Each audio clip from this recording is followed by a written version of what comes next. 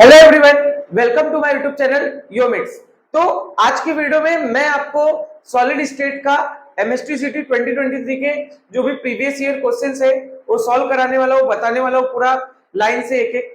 देखो बेसिकली अगर मैं बात करूँ तो योमिक्स की तरफ से आरंभ सीरीज स्टार्ट हुआ है, जो कि फिजिक्स और केमिस्ट्री दोनों सब्जेक्ट का मैंने स्टार्ट किया आरंभ सीरीज, जो कि बिल्कुल फ्री है।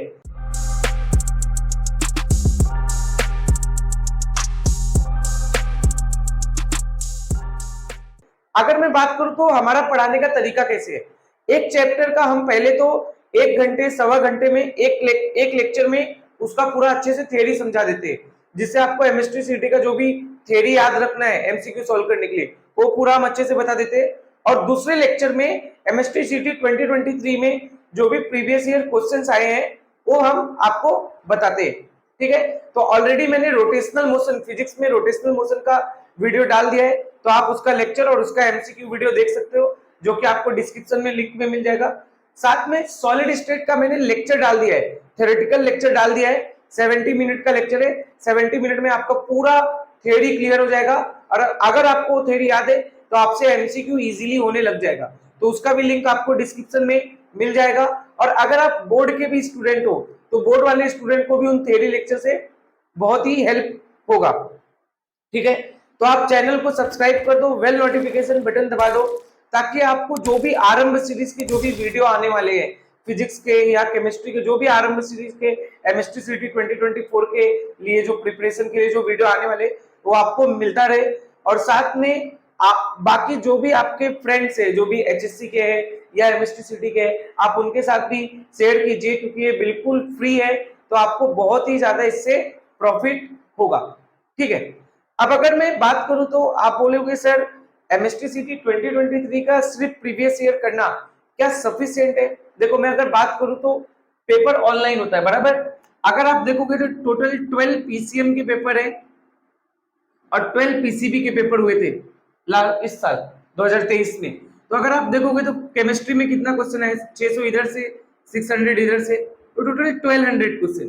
तो अगर आप 12th के एक चैप्टर का एवरेज निकालोगे ना तो 60 से 70 क्वेश्चन है। मतलब आपको समझ रहा है, अगर आप सिर्फ और सिर्फ 60 से 70 क्वेश्चंस भी अच्छे से कर रहे हो हर चैप्टर का, तो वो यही क्वेश्चंस आपको इवन कभी कभी तो डेटा भी नहीं चेंज रहता है, ठीक है, यही सेम या सिमिलर क्वेश्चंस आपको फिर से 2024 में रिपीट मिलेंगे। इसलिए आपको प्रीवियस ईयर 2023 का जो प्रीवियस ईयर है पूरा एकदम अच्छे से करके जाना है, फिजिक्स का भी और केमिस्ट्री का भी। टोटल 1200 क्वेश्चंस है, जो कि इन क्वेश्चंस को सॉल्व करने में आपका योमिट्स पूरा हेल्प करेगा। अच्छा, फिर आप बोलोगे सर ये जो प्रीवियस ईयर क्वेश्चन है ये तो हम लोग को पूरा पेपर वाइज मिल रहा है, चैप्टर वाइज अवेलेबल होगा क्या? हाँ, चैप्टर वाइज भी क्वेश्चंस जो है प्रीवियस ईयर के वो मैं आपको अवेलेबल कराऊंगा। आपको हमारा जो व्हाट्सएप चैनल है वो ज्वाइन करना है। उस व्हाट्सएप चैनल पे मैंने चैप्टर वाइज एमएसटीसीटी का, जैसे सॉलिड स्टेट है तो सॉलिड स्टेट में टोटल 72 क्वेश्चंस आए थे 2023 में, तो उसका मैंने एक पूरा अलग से पीडीएफ बना दिया है और इस व्हाट्सएप चैनल पे मैंने उसको डाल दिया है। तो व्हाट्सएप चैनल का लिंक आपको मिल जाएगा डिस्क्रिप्शन में, आप वो व्हाट्सएप चैनल फॉलो करो और चैप्टर वाइज आपको जो भी पीआईक्यूज है 2023 के एमएसटीसीटी का, पीसीएम सेक्शन पीसीबी सेक्शन दोनों का मिला के आपको मिल जाएगा। समझा क्या आपको क्या करना है कैसे करना है? और हाँ, ये जो है इस वीडियो में मैं आपको बेसिकली एमसीक्यूज बताने वाला हूँ सॉलिड स्टेट का। तो अगर आपको थ्योरी का देखना है अलग से तो थ्योरी का वीडियो मैंने डाला है, अगर आप थ्योरी का वीडियो देख लोगे तो आपको एमसीक्यू और ज्यादा अच्छे से समझने लग जाएगा। ठीक है, अब एक एक करके देखते हैं। तो अगर मैं बात करूं तो जो इस साल जो 2023 में पेपर स्टार्ट हुआ था 9th मई से स्टार्ट हुआ था, तो 9th में पीसीएम सेक्शन का ये 9th में, मतलब इसमें हम पीसीएम और पीसीबी दोनों सेक्शन का देखेंगे, मतलब पीसीएम से स्टार्ट करेंगे और लास्ट तक पीसीबी तक जाएगी। ठीक है, तो सबसे पहले 9th में 2023 शिफ्ट 1 का जो क्वेश्चन था, ठीक है, 9th में 2023 शिफ्ट 1 में टोटल 3 क्वेश्चंस आए थे। फर्स्ट क्वेश्चन की अगर मैं बात करूं तो क्या लिखा है, a compound made up of elements A and B, एक कंपाउंड है जो ए और बी एलिमेंट से बना हुआ है, फॉर्म एफसीसी स्ट्रक्चर। और एक कंपाउंड जो ए और बी एलिमेंट से बना हुआ है, एक कंपाउंड कौन सा स्ट्रक्चर बना रहा है? FCC, face centred face centred cubic unit cell, FCC का मतलब है face centred cubic unit cell, ठीक है। Atoms of A are at the corners and atoms of B are present at the center of face of cube. आपको भी मैंने बता के रखा, इसमें क्या बोल रहा है, ए के जो एटम्स है वो कॉर्नर्स पे है और बी के जो एटम्स है वो किस पे, फेस पे। बहुत ही इजी क्वेश्चन है, ठीक है, फटाफट देखो।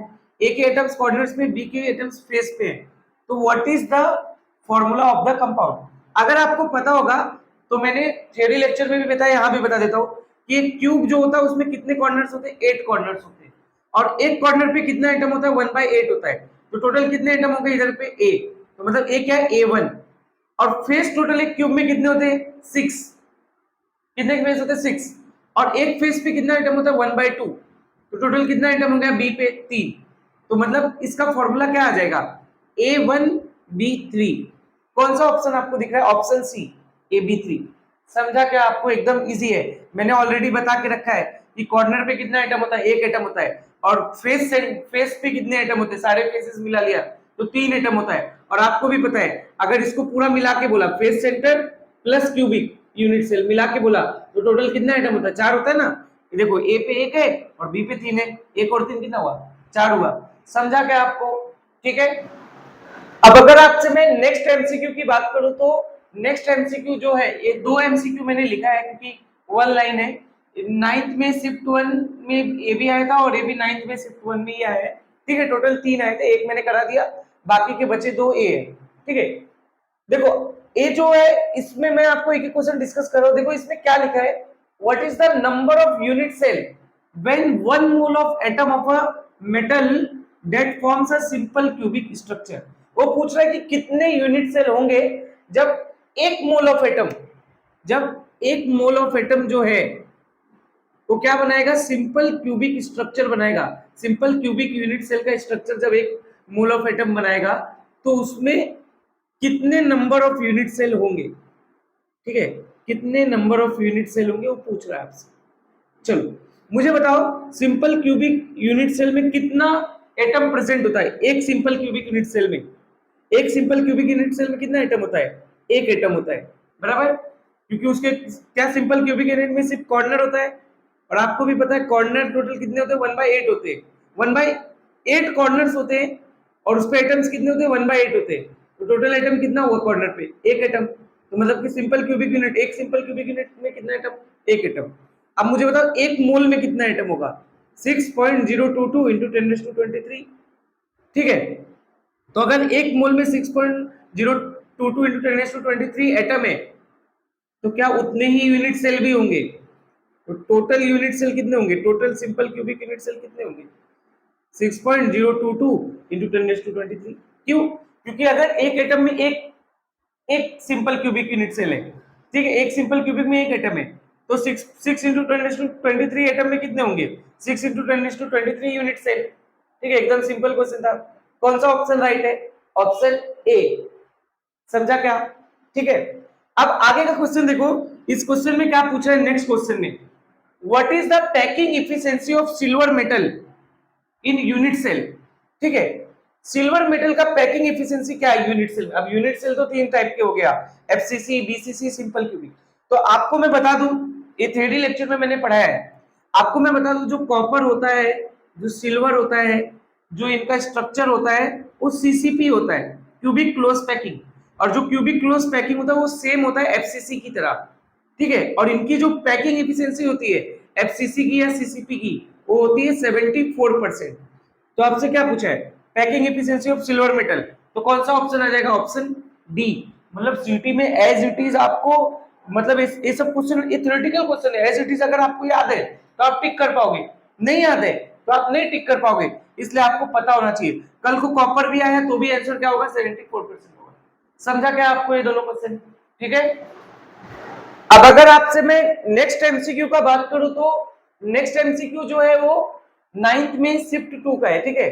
9th में शिफ्ट 2 में, इस शिफ्ट में टोटल 3 एमसीक्यूज आए थे जिनमें से 2 मैंने यहां लिख के रखे। देखो एकदम इजी है, क्या बोल रहा है, calculate the molar mass of an element having density, कितना दिया density, 21 gram centimetre cube, that forms a FCC unit cell, जो कि कौन सा यूनिट सेल बना रहा है, एफसीसी। एफसीसी यूनिट सेल में कितने नंबर ऑफ एटम्स होते हैं टोटल, 4 होता है, मैंने ऑलरेडी बता के रखा है आपको। और बीसीसी में 2 होता है, सिंपल क्यूबिक में 1 होता है, ठीक है। आपको एक वैल्यू भी दिया है, ए क्यूब इंटू एन ए का वैल्यू आपको दे के रखा है। देखो सबसे पहले तो डेंसिटी का एक फॉर्मूला जो है वो आपको याद रखना है। पता है आप हर फेज में देखो, अभी आपने 9th में शिफ्ट 1 में देखा तो आपको एक फॉर्मूले पे सवाल आया था, तो हर फेज में एक सवाल फॉर्मूले पे फिक्स होता है। तो डेंसिटी का फॉर्मूला आपको पता होना चाहिए। क्या होता है डेंसिटी का formula, small n into molar mass divide by a cube volume into N Avogadro number, ठीक है। एन क्या है, नंबर ऑफ एटम जो भी यूनिट सेल में होता है। कैपिटल एन क्या है, मोलर मास। ए क्यूब क्या है, वॉल्यूम है, एज लेंथ का क्यूब। एन ए क्या है, एवोगेड्रो नंबर। और डी क्या है, डेंसिटी। डेंसिटी क्या आपको दिया हुआ है 21। एन आपको पता ही है, एफसीसी है तो 4 होगा। मोलर मास आपको निकालना है, और ए क्यूब इंटू एन ए का वैल्यू उन्होंने खुद सामने से दिया है 36। तो क्या हो जाएगा 21 into 36 divide by 4 equal to molar mass. क्या है 4 है और ये 36 है, तो 4 से 36 चटक जाएगा, कितनी बार चटकेगा 9 टाइम्स। और 21 9 जा कितना होता है 189, तो मोलर मास क्या आ जाएगा 189। कौन सा ऑप्शन है, ऑप्शन बी। सर यहाँ कन्वर्ट करना है क्या, नहीं कन्वर्ट करने का कोई गरज नहीं है। क्यों, देखो यहाँ ग्राम सेंटीमीटर क्यूब में दिया है, यहाँ भी सेंटीमीटर क्यूब है, आंसर भी ग्राम पर मोल में है, तो कन्वर्ट क्यों करना है आपको। समझा क्या ऑप्शन, तो ऑप्शन बी राइट है। तो ये फॉर्मूला आपको आप रट लो आप, ठीक है। बहुत बार अभी आपको रिपीट होने वाला है, ये फॉर्मूला बहुत बार रिपीट होगा, तो रट लो आप डेंसिटी का ये फॉर्मूला। देखो अगला क्वेश्चन क्या है, अभी मैंने थोड़ी देर पहले ये पढ़ाया आपको, ठीक है। अगला क्वेश्चन क्या है, विच फ्रॉम फॉलोइंग मेटल है सीसीपी स्ट्रक्चर। अभी मैंने थोड़ी देर पहले ही तो बताया आपको कि सीसीपी स्ट्रक्चर जो होता है वो दो लोगों का होता है, एक एजी का होता है, एक कॉपर का होता है। तो यहाँ सीधा सीधा आप देख लो कौन सा ऑप्शन होगा, ऑप्शन ए।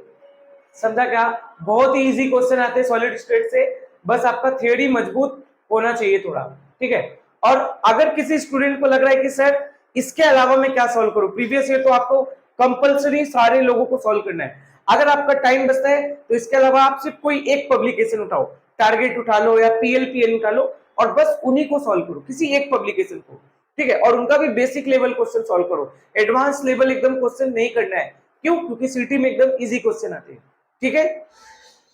अब अगर आपसे मैं नेक्स्ट एमसीक्यू का बात करूं तो नेक्स्ट एमसीक्यू जो है वो भी 9th में 2023 शिफ्ट 2 में आया है। ये भी एमसीक्यू एकदम इजी है। क्या पूछ रहा है, find the radius of metal atom in simple cubic unit cell. एक मेटल का आपको रेडियस बताना है जो कि सिंपल क्यूबिक यूनिट सेल में है, और जिसका एज लेंथ ए दिया हुआ है, एज लेंथ कितना दिया हुआ है 334.7 पिकोमीटर। पता है इस टाइप के एमसीक्यू अलग अलग, इस टाइप का अलग अलग एमसीक्यू किसी ना किसी फेज में कहीं ना कहीं पूछा जा रहा है, तो बेसिकली इस साल भी पूछा ही जाएगा, ठीक है। अगर आपको सिंपल क्यूबिक यूनिट सेल में मैं बात करूं तो रेडियस और एज लेंथ का क्या रिलेशन होता है, radius equal to a by 2। ये सिंपल क्यूबिक यूनिट सेल है, यहाँ सिंपल क्यूबिक यूनिट सेल का ही पूछा है। अगर आपसे बीसीसी का पूछ ले, body centred cubic unit cell में रेडियस पूछ ले, तो उसमें फॉर्मूला होता है √3a/4। और अगर आपसे एफसीसी का पूछ ले, face centred cubic unit cell में, तो उसमें रेडियस का फॉर्मूला होता है √2a/4, ठीक है। तो आपको फॉर्मूले याद रखने। यहाँ किसमें पूछा है, सिंपल क्यूबिक यूनिट में पूछा है, तो सिंपल है, सॉल्व कर दो। रेडियस इक्वल टू a/2, ए का वैल्यू कितना दिया है 334.7 डिवाइड बाय 2, मतलब जस्ट आधा करना, कट करेंगे तो कितना आ जाएगा 167.35। कट करो ना, तो ये 300 है, 300 का आधा 150, 34 का आधा 17, तो 150 और 17 कितना होता है 167। तो कौन सा ऑप्शन राइट होगा, ऑप्शन ए। समझा क्या आपको, ठीक है, एकदम सिंपल क्वेश्चन था, पिकोमीटर। अच्छा नेक्स्ट एमसीक्यू देखो, नेक्स्ट एमसीक्यू जो है वो आया है 10th में शिफ्ट 1 में। 10th में शिफ्ट 1 में भी टोटल सॉलिड स्टेट से 3 एमसीक्यू आए। तो ये पहला एमसीक्यू है, what is the total number of Bravais lattice present for a different crystal system. ये भी एकदम सिंपल एमसीक्यू, जस्ट थ्योरेटिकल है, याद है तो आप टिक कर दोगे।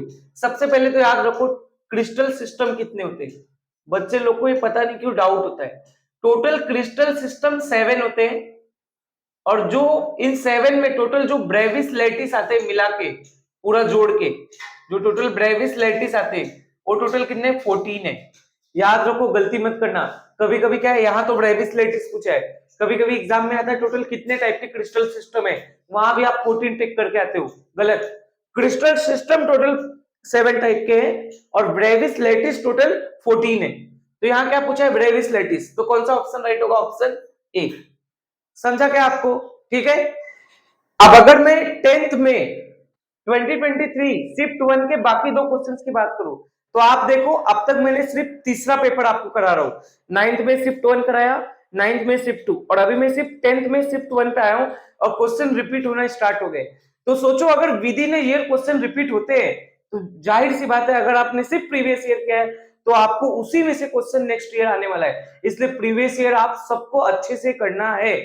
अब देखो एकदम सिंपल क्वेश्चन है, अभी थोड़ी देर पहले ही मैंने सिंपल क्यूबिक स्ट्रक्चर के लिए एज लेंथ और रेडियस का फॉर्मूला का क्वेश्चन कराया और अभी आप देखो इसने बीसीसी के लिए पूछ लिया है 10th में शिफ्ट 1 में। और याद करो अभी थोड़ी देर पहले मैंने मोलर मास निकाला था, ठीक है, मोलर मास वाला क्वेश्चन। तो सेम मोलर मास वाला क्वेश्चन 10th में शिफ्ट 1 में भी आया है, ठीक है, बस डेटा चेंज है। तो ये क्वेश्चन आपको पीडीएफ में मिल जाएगा। मैंने आपको बताया है कि सॉलिड स्टेट का मैंने पूरा पीआईक्यू का एक अलग से पूरा पीडीएफ बनाया है। तो पीडीएफ आप मेरे व्हाट्सएप चैनल का जो लिंक है डिस्क्रिप्शन में, आप उस पर जाओ, उस व्हाट्सएप चैनल को फॉलो करो और उसमें सॉलिड स्टेट का आपको पीडीएफ मिल जाएगा और वो पीडीएफ से आप एक क्वेश्चन सॉल्व करो, आपके लिए होमवर्क है, ठीक है। तो ये आपका होमवर्क है, ठीक है, आप सबका होमवर्क है। और अगर आपको डाउट है होमवर्क में कुछ भी, तो मैंने उसी व्हाट्सएप चैनल पे मैंने अपना दूसरा नंबर भी डाल के रखा है, कॉन्टेक्ट नंबर, आप उस पर मुझे क्वेश्चन भेज सकते हो और डाउट पूछ सकते हो। समझा क्या आपको? या आप मेरे को इंस्टा से भी मैसेज करके अपना डाउट वगैरह पूछ सकते हो या कोई सजेशन देना है तो दे सकते हो, ठीक है। अब अगर मैं इस क्वेश्चन का बात करूं तो देखो ये भी रिपीट है। इसमें क्या बोल रहा है, calculate the edge length of a unit cell, वहां रेडियस पूछा था। Edge length of a unit cell of a metal which is crystallises in a BCC structure. क्या आपको रिलेशन पता है रेडियस और एज लेंथ का? क्या होता है रेडियस एज लेंथ का relation? Radius equal to √3a/4, किसके लिए? बीसीसी के लिए। लेकिन आपको पूछा क्या है, रेडियस आपको दिया हुआ है, पूछा क्या है आपसे, एज लेंथ। तो a इक्वल टू क्या हो जाएगा, 4r डिवाइड बाय √3, ठीक है। 4 इंटू आर की वैल्यू 173 पिकोमीटर और √3 की वैल्यू क्या होती है 1.73। तो इससे चटक जाएगा तो कितना आ जाएगा, 100 आ जाएगा। तो क्या आ जाएगा 400 पिकोमीटर। बट क्या कोई भी आंसर यहाँ पिकोमीटर में है? नहीं। वैसे तो आपको दिख जाना चाहिए, क्या 4 के फॉर्म में कौन सा आंसर है? देखो ये 4.5, ये 5.5, ये 5 है, ये तो हो ही नहीं सकता, और ये 4.5, क्या 4 के आसपास का आंसर है? मतलब कि ऑप्शन बी राइट है, ठीक है। बट अगर सारे आंसर इसके आसपास हो और पिकोमीटर दिया और आपको सेंटीमीटर में कन्वर्ट करना है, कभी भी अगर आपको किसी यूनिट में कन्वर्ट करना है तो मैं आपको सिखाता हूं। जैसे कि ये 400 पिकोमीटर है, इसको मुझे सेंटीमीटर में कन्वर्ट करना है, तो ऊपर भी सेंटीमीटर लिख दो, नीचे भी सेंटीमीटर लिख दो, सेंटीमीटर डिवाइड बाय सेंटीमीटर, बराबर ना? आज भी रिलेशन तो बराबर ही है ना, कटेगा तो सिर्फ 400 पिकोमीटर बचेगा, ठीक है। अब 400 आपको आंसर किस में चाहिए, सेंटीमीटर में चाहिए। इस सेंटीमीटर में चाहिए ना, तो इसको एज इट इज रखो और इन दोनों को कन्वर्ट कर दो। पिकोमीटर कितना होता है 10⁻², और ये नीचे वाला सेंटीमीटर जो है इसको भी कन्वर्ट कर दो। ये कितना आ जाएगा 10⁻²। तो 10⁻² से 10⁻12 गए तो 10⁻10, ठीक है। तो क्या आ जाएगा 4 इंटू 10⁻8 सेंटीमीटर। तो ऑप्शन बी राइट होगा। समझा क्या? और क्या कन्वर्ट करने का भी एकदम आसान तरीका मैंने आपको बताया, उसी यूनिट से मल्टीप्लाई भी करो और डिवाइड भी करो, और जो चाहिए आपको उसको रहने दो, बाकी को कन्वर्ट कर दो, सिंपल। और ये तो मोलर मास वाला क्वेश्चन है, ये आपके लिए होमवर्क है जो कि 10th में शिफ्ट 1 में आया, ये आपको सॉल्व करना है। पीडीएफ आपको व्हाट्सएप चैनल पे मिल जाएगा। समझा क्या? अब अगर आपसे मैं नेक्स्ट एमसीक्यू का बात करूं, 10th में शिफ्ट 2 के ही दोनों एमसीक्यू है, ठीक है। अभी 10th में शिफ्ट 2 में भी टोटल 3 एमसीक्यू आया है, बट अब ध्यान से देखो सेम एमसीक्यू फिर रिपीट हो गया, और अभी अपन जस्ट चौथे पेपर का डिस्कशन कर रहे हैं। क्या बोल रहे हैं, find the radius of an atom in FCC unit cell having a edge length. मतलब आपको ये 3 फॉर्मूला बिल्कुल रट्टा मार के जाओ, मुझे तो लगता है गारंटीड मोस्ट ऑफ स्टूडेंट के जो पेपर है सीटी के, उसमें ये वाला फॉर्मूला फिक्स आने वाला है। सिंपल क्यूबिक यूनिट का, बीसीसी का और एफसीसी का एज लेंथ और रेडियस का रिलेशन पक्का गारंटी से पढ़ के जाओ, सब लोग पढ़ के जाओ।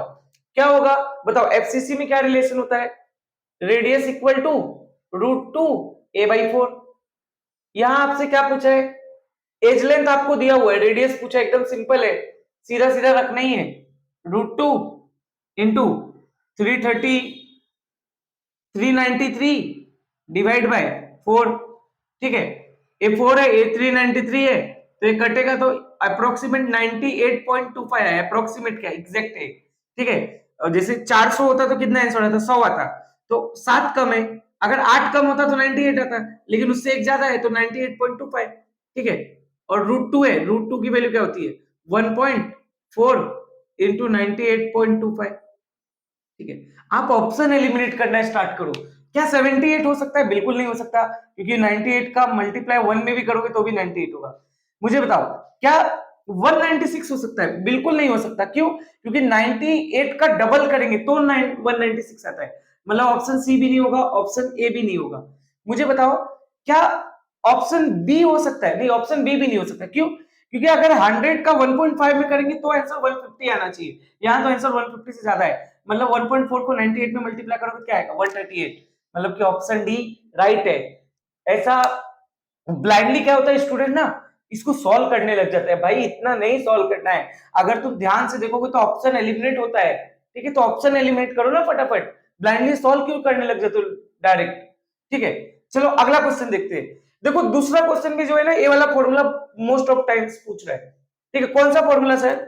याद करो, ये वाला फॉर्मूला मैंने बताया था, density equal to number of atom in unit cell into molar mass divide by volume, जिसको क्या बोलते हैं ए का cube, into Na।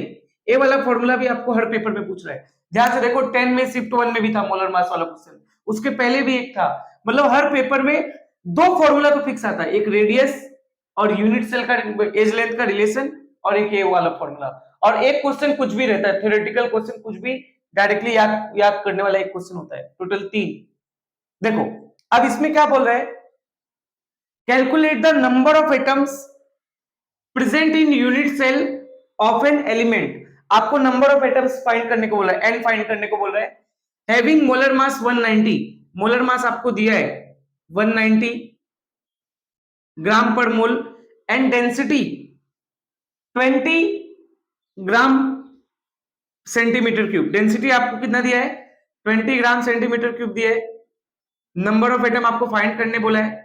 Molar mass आपको कितना दिया हुआ है 190 दिया हुआ है, डिवाइड बाय क्या ए का क्यूब इंटू एन ए। देखो ये भी डायरेक्ट दे देता है ताकि आपको ज्यादा सॉल्व ना करना पड़े। ये कितना दिया है 38, एकदम सिंपल है।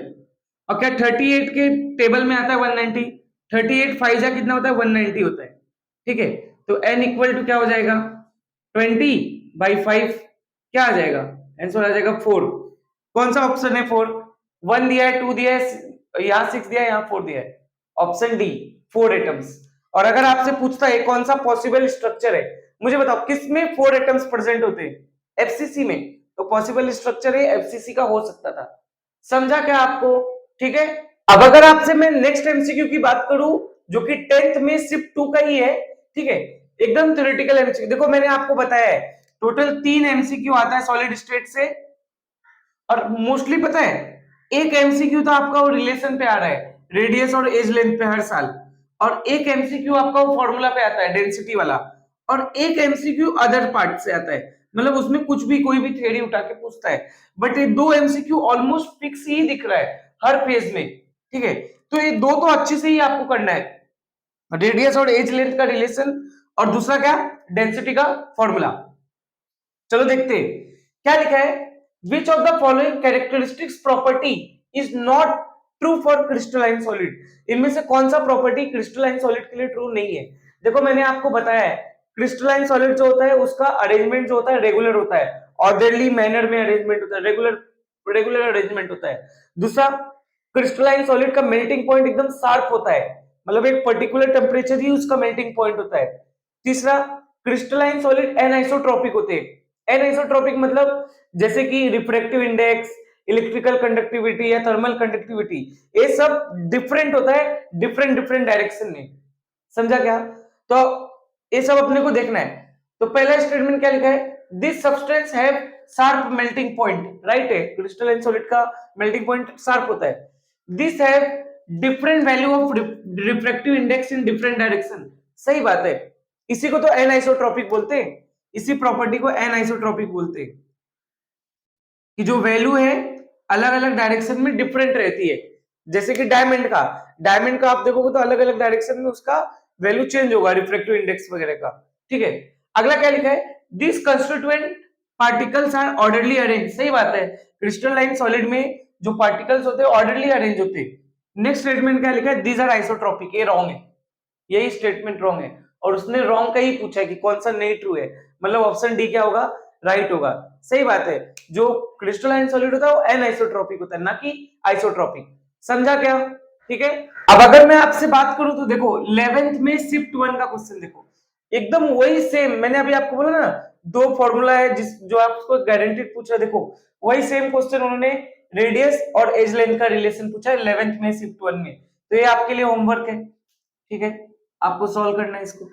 नेक्स्ट देखो वही सेम क्वेश्चन, वही डेंसिटी वाला formula, n into molar mass divide bye a cube into Na। वही सेम क्वेश्चन फिर 11th में शिफ्ट 1 में वही सेम क्वेश्चन आपसे पूछा है, बस इस बार आपको एटॉमिक मास पूछा है, मतलब कि मोलर मास आपसे पूछा है। समझा क्या? तो ये भी आपके लिए क्या है, होमवर्क है। तो शिफ्ट 1 में टोटल 3 क्वेश्चन आए थे, जिनमें से देखो ये दो दो सेम क्वेश्चन, सेम और सिमिलर टाइप के क्वेश्चन है। ठीक है, तो सोचो अगर विद इन ईयर रिपीट हो रहा है तो नेक्स्ट ईयर तो रिपीट होना फिक्स ही है ना। ठीक है, समझा? अब अगर मैं आपसे नेक्स्ट एमसीक्यू की बात करूं जो कि 11th में शिफ्ट 1 का ही है, ए एमसीक्यू थोड़ा अच्छा है। ए एमसीक्यू भी एक बार रिपीट हो चुका है, हालांकि वो एकदम इजी था, ये थोड़ा सा ट्रिकी है। क्या बोल रहा है, what is the number of unit cell in a cubic crystal? Cubic crystal में कितने यूनिट सेल टोटल प्रेजेंट है? Having 4 atoms per unit cell. अगर पर एक यूनिट सेल में टोटल 4 एटम्स प्रेजेंट है, कितने एटम है? 4 एटम्स। ठीक है, और उसका वेट कितना दिया हुआ है अपने को?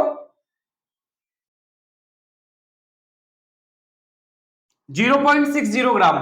और मोलर मास कितना दिया हुआ है? 60 ग्राम पर मोल। आपसे क्या पूछा है? Total number of unit cell पूछा है। ठीक है, चलो अगर इस टाइप का क्वेश्चन आ गया, कैसे अप्रोच करना है ध्यान से देखो, मैं आपको बता रहा हूं। सबसे पहले तो आप नंबर ऑफ मोल निकालो। नंबर ऑफ मोल क्या होता है? Weight upon molecular weight. यहां कितना दिया है वेट? 0.6। मोलिकुलर वेट कितना दिया है? 60।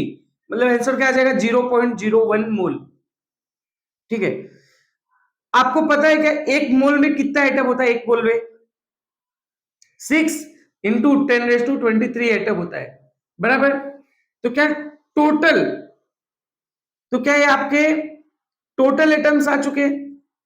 ये क्या आ गया? टोटल एटम्स आ गया। और आपको पता ही है एक यूनिट सेल में 4 एटम होता है, एक यूनिट सेल में 4 एटम होता है, और टोटल एटम आपको पता चल चुका है। और आपको बताना क्या है? Total number of unit cell. तो total number of unit cell क्या आएगा? जितने भी टोटल एटम्स है, टोटल एटम्स बता दो कितने? 6 इंटू 10⁻21, क्योंकि 10⁻⁻2 है और ये 10⁻23 है, तो 2 चला गया तो 10⁻21 डिवाइड बाय एक यूनिट सेल में कितने एटम है? 4 एटम है, तो इससे कटेगा तो कितना आ जाएगा? 1.5 इंटू 10⁻21। मतलब कितने यूनिट सेल होंगे? 1.5 इंटू 10⁻21। कौन सा ऑप्शन राइट होगा? Option B. समझा क्या? ऐसा क्वेश्चन आएगा तो क्या अप्रोच रखना है? एक यूनिट सेल में कितना एटम है वो तो दिया रहेगा, नंबर ऑफ मोल निकालने का, नंबर ऑफ मोल से आपको पता चल जाएगा टोटल एटम कितना है, और टोटल एटम में डिवाइड बाय एक यूनिट सेल में जितना एटम है उसको डिवाइड कर देने का, आपको पता चल जाएगा total number of unit cell. समझा क्या आपको? ये थोड़ा सा अच्छा क्वेश्चन है जो 11th में शिफ्ट 1 का जो तीसरा क्वेश्चन था। ठीक है, अब अगर आपसे मैं नेक्स्ट फेज की बात करूं तो 11th में 2023 शिफ्ट 2, ये ओनली ऐसा फेज है जिसमें सिर्फ सॉलिड स्टेट से 2 एमसीक्यू है। बाकी सारे 23 जो कि बाकी सारे फेज है 23 फेजेस, उनमें 3 एमसीक्यू आया सॉलिड स्टेट से। खाली 11th में शिफ्ट 2 में 2 एमसीक्यू आया है। ठीक है, और आप ये देखो ये दोनों एमसीक्यू वही है जो मैंने आपको बोला कि ये दोनों फिक्स होता है। देखो एक एमसीक्यू तो वही एज लेंथ और रेडियस का रिलेशन है जो कि आपके लिए होमवर्क है, और दूसरा एमसीक्यू वही जो मैंने आपको बता के रखा था डेंसिटी वाला, इसमें भी क्या निकालना है? मोलर मास निकालना है। ये भी आपके लिए क्या है? होमवर्क है। तो ऑलमोस्ट ये दोनों एमसीक्यू तो हर फेज में फिक्स है, इस टाइप के एमसीक्यू हर फेज में फिक्स है। तीसरा वाला एमसीक्यू कुछ भी हो सकता है, बट ये दो तो ऑलमोस्ट फिक्स है। समझा क्या आपको? ठीक है। अब अगर आपसे मैं नेक्स्ट एमसीक्यू की बात करूं तो नेक्स्ट जो एमसीक्यू है 12th में शिफ्ट 1, इसमें भी 3 क्वेश्चन आया है जिनमें से मैंने 2 लिखा है। और आप दूसरा वाला क्वेश्चन देखो, वही सेम मोलर मास वाला डेंसिटी वाला फॉर्मूला है, तो ये आपके लिए होमवर्क है, आप सॉल्व करोगे। ठीक है, डाउट है तो आप मुझसे पूछ सकते हो। ठीक है, और ये वाला क्वेश्चन थोड़ा देखते हैं। अभी सबसे पहला टाइप ये दिखा हुआ है वॉइड वाला, तो इसको थोड़ा सा देखते हैं। क्या बोल रहा है? What are the number of octahedral and tetrahedral void in 0.3 mole substance respectively if it forms HCP structure. ठीक है, तो आपको ऑक्टाहेड्रल और टेट्राहेड्रल वॉइड पूछ रहा है, आपको 0.3 मोल का सब्सटेंस दिया है। आपको भी पता होना चाहिए जो टेट्राहेड्रल वॉइड होता है वो क्या होता है, 2 इंटू नंबर ऑफ एटम्स, और जो ऑक्टाहेड्रल वॉइड्स होता है वो नंबर ऑफ एटम्स के बराबर होता है। बट क्या यहाँ आपको नंबर ऑफ एटम दिया हुआ है? नहीं दिया हुआ है, लेकिन क्या मोल दिया हुआ है? हाँ, तो आप नंबर ऑफ एटम निकाल सकते हो। मुझे बताओ कितना मोल दिया है? 0.3 मोल दिया है। अब क्या आपको एक मोल में क्या आपको नंबर ऑफ एटम निकालना है? तो 0.3 इंटू एक मोल में कितना एटम होता है? वैसे तो 6.022 इंटू 10⁻23, बट आप डायरेक्ट 6 इंटू 10⁻23 करके फटाफट करो ना, तो कितना आ जाएगा? 1.8 इंटू 10⁻23 एटम्स। ठीक है, अब मुझे बताओ क्या टेट्राहेड्रल वॉइड के लिए डबल होता है? मतलब 1 नंबर ऑफ एटम हो गया और ये 2 हो गया, इसको मल्टीप्लाई क्या करेंगे तो टेट्राहेड्रल वॉइड कितना आ जाएगा? 3.6 इंटू 10⁻23, और ऑक्टाहेड्रल वॉइड कितना आ जाएगा? नंबर ऑफ एटम के बराबर होता है 1.8 इंटू 10⁻23। ऐसा कौन सा ऑप्शन दिख रहा है? सबसे पहले क्या लिखा है? ऑक्टाहेड्रल वॉइड, फिर क्या लिखा है? टेट्राहेड्रल। तो ऑक्टाहेड्रल कितना आ रहा है? 1.8 इंटू 10⁻23, और फिर क्या लिखा है? टेट्राहेड्रल। टेट्रा कितना आ रहा है? 3.6 इंटू 10⁻23। मतलब कौन सा ऑप्शन राइट होगा? Option A. आप बड़ा कैलकुलेशन क्यों कर रहे हो? 6.022, अरे वो तो बहुत आगे पॉइंट है ना, आप तो डायरेक्ट मेन पॉइंट वाला कर लो, आपका तो आंसर क्लियर ही हो गया ना। समझा क्या? तो ऑप्शन ए राइट होगा। तो इस क्वेश्चन में क्या याद रखना है? नंबर ऑफ एटम निकाल लेने का पहले टोटल। ठीक है, और फिर टेट्राहेड्रल वॉइड है तो डबल करने का, ऑक्टाहेड्रल वॉइड है तो वही जो नंबर ऑफ एटम है वही। समझा क्या आपको? ठीक है। अब अगर मैं आपसे बात करूं जो थर्ड एमसीक्यू आया है 12th में शिफ्ट 1 में, ठीक है, यही एक सिंगल एमसीक्यू आया है इस पार्ट से, इलेक्ट्रिकल प्रॉपर्टी ऑफ सॉलिड, मतलब वो एक कंडक्टर, सेमीकंडक्टर और इंसुलेटर वाले पार्ट से सिर्फ सिंगल एमसीक्यू है, और वो भी बहुत इजी है। Identify the good conductor of electricity from following band gap energy. देखो, अगर बैंड गैप तुम्हारा एकदम कम है, 0 के आसपास है एनर्जी बैंड गैप, तो समझ लो कि वो कंडक्टर है। लेस देन 3 है, अगर बैंड गैप लेस देन 3 है, आपका बैंड गैप जो है लेस देन 3 है, तो आप समझ लो कि वो है सेमीकंडक्टर। अगर आपका जो बैंड गैप है सेमीकंडक्टर, अगर आपका बैंड गैप जो है वो ग्रेटर देन 3 है, तो आपका वो इंसुलेटर है। ठीक है, अब इस पे क्या पूछा है कि कौन सा वाला बैंड गैप जो है वो कंडक्टर शो कर रहा है। ए वाला क्या है? 5.47, मतलब ये क्या है? इसका क्या 3 से ज्यादा है, मतलब ए वाला इंसुलेटर है। बी वाला क्या है? 0 के आसपास है, मतलब यही क्या है? कंडक्टर है। मतलब ऑप्शन बी क्या होगा? राइट होगा। ऑप्शन सी क्या दिया? 1.12 इलेक्ट्रॉन वोल्ट, लेस देन 3 है ना, इसको बोल सकते हैं सेमीकंडक्टर है। डी कितना दिया? 0.67 इलेक्ट्रॉन वोल्ट, ये भी सेमीकंडक्टर है। बी वाला क्या है? कंडक्टर है, और ए वाला क्या है? इंसुलेटर है। बहुत ही इजी एमसीक्यू है, आया तो आप आराम से टिक कर सकते हो। समझा क्या आपको? ठीक है। अब अगर आगे मैं बात करूं आपसे, तो टोटल 3 एमसीक्यू यहां मैंने लिखा है 12th में 2023 शिफ्ट 2 के, मैंने टोटल 3 एमसीक्यू लिखे। ठीक है, आप देख सकते हो ए वाला एमसीक्यू वही डेंसिटी वाला है, और ए वाला एमसीक्यू वही एज लेंथ और रेडियस का रिलेशन है। तो ये 2 एमसीक्यू तो आप भी अब इतनी देर से बताते बताते मैं भी थक चुका हूं, और आप भी समझ गए होंगे कि ये 2 एमसीक्यू तो फिक्स है आना। ठीक है, थर्ड टाइप का एकदम इजी थ्योरेटिकल एमसीक्यू आपसे पूछा है। ठीक है, तो ये दोनों तो आपके लिए होमवर्क हो जाएगा। ठीक है, ए वाला और ए वाला। अच्छा, थर्ड टाइप का थ्योरेटिकल एमसीक्यू क्या पूछा है? What type of solid the ice is. आपको भी पता है क्रिस्टलाइन सॉलिड के 4 टाइप होते हैं। आयनिक, कोवैलेंट, मॉलिक्यूलर और मेटेलिक। आपको पूछ रहा है आइस इसमें से कौन से टाइप का सॉलिड है। तो मैंने आपको बताया था आयनिक सॉलिड में जो भी आयंस आते हैं जैसे कि NaCl, CF2, KCl, ये सब। कोवैलेंट नेटवर्क सॉलिड भी मैंने आपको बताया था, डायमंड, सिलिका, ग्रेफाइट, ये सब कोवैलेंट सॉलिड है।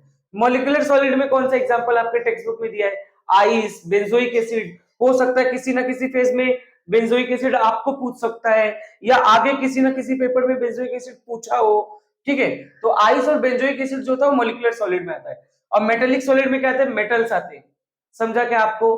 तो आइस के लिए कौन सा ऑप्शन राइट हो जाएगा, ऑप्शन सी। समझा क्या आपको। तो ये 3 MCQ हो गए 12th में शिफ्ट 2 के, ठीक है। अब अगर आपसे मैं नेक्स्ट फेज की बात करूं 13 में शिफ्ट 1 की, तो आप देख सकते हो 13 में शिफ्ट 1 में तीनों क्वेश्चंस आए और 2 क्वेश्चन तो वही रिपीट है जो कि आपके लिए होमवर्क है सेम टाइप का। एक तो एज लेंथ और रेडियस का रिलेशन और एक डेंसिटी वाला फॉर्मूला।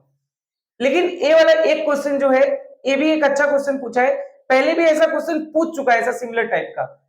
आपको मैंने बताया था इसके पहले क्या पूछा था कि सीसीपी स्ट्रक्चर किस एटम का होता है, सीसीपी या उसी की सेम तरीके का एफसीसी होता है। तो सीसीपी स्ट्रक्चर रखने वाले 2 एटम्स मैंने आपको बताए थे, एक तो एजी एंड एक सीयू, ठीक है। उसी तरह इस क्वेश्चन में क्या पूछा है, which of the following metal is HCP structure, hexagonal close packing.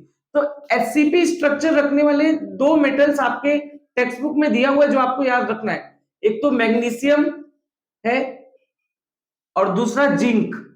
समझा क्या। यहां क्या पूछा है, एचसीपी स्ट्रक्चर। पहला ऑप्शन क्या है, कॉपर। कॉपर तो हो नहीं सकता है क्योंकि कॉपर क्या होता है, सीसीपी होता है। दूसरा ऑप्शन क्या है, जिंक। जिंक हो सकता है, मतलब यही बी ऑप्शन ही क्या है, राइट है। तीसरा ऑप्शन क्या है, एजी। एजी भी सीसीपी होता है। और पीओ, पीओ का तो आपके टेक्स्ट बुक में कुछ है ही नहीं।